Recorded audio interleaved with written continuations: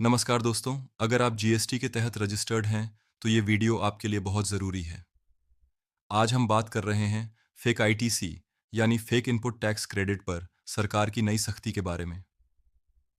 अब सरकार ने ऐसे लोगों के खिलाफ एक्शन लेना शुरू कर दिया है जो फर्जी इनवॉइसेस दिखाकर जीएसटी में आईटीसी क्लेम कर रहे हैं। मतलब अगर आपने किसी ऐसे वेंडर से माल खरीदा है जिसने जीएसटी जमा नहीं किया या जो जीएसटी पोर्टल पर रजिस्टर्ड ही नहीं है, तो आपकी आईटीसी रिजेक्ट हो सकती है और आपको पेनल्टी भी लग सकती है। और अब तो जीएसटी डिपार्टमेंट के पास है ईआई टूल्स, जिससे वो हर फर्जी ट्रांजैक्शन को पकड़ सकता है। फेक आईटीसी क्लेम करने पर सीधे रुपये 50,000 की पेनल्टी और जेल तक का प्रावधान है।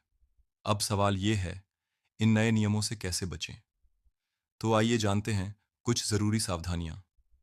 एक, वेंडर को जीएसटी पोर्टल पर वेरीफाई करें। अगर आपका सप्लायर जीएसटी में रजिस्टर्ड नहीं है या रिटर्न्स फाइल नहीं कर रहा, तो उसका बिल लेना रिस्की हो सकता है।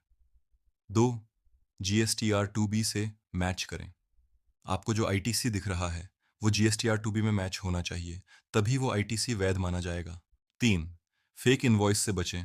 सिर्फ आईटीसी लेने के लिए जो इनवॉइस लिया गया है, वो अब सीधे खतरे की घंटी है।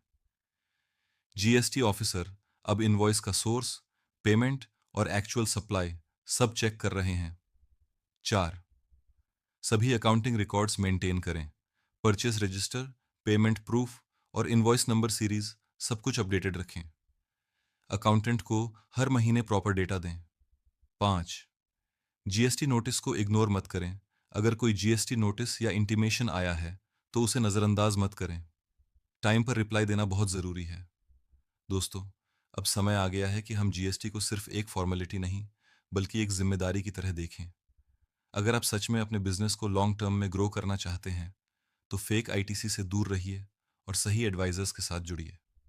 श्रीनिवा एसोसिएट्स पूरे महाराष्ट्र में GST, insurance, business development, ITR filing, project reports और इनकम टैक्स से संबंधित परामर्श प्रदान करता है। अपने व्यवसाय की सफलता के लिए हमसे संपर्क करें। अगर वीडियो पसंद आया तो लाइक करें, शेयर करें और श्रीनिवा एसोसिएट्स चैनल को सब्सक्राइब करें। धन्यवाद।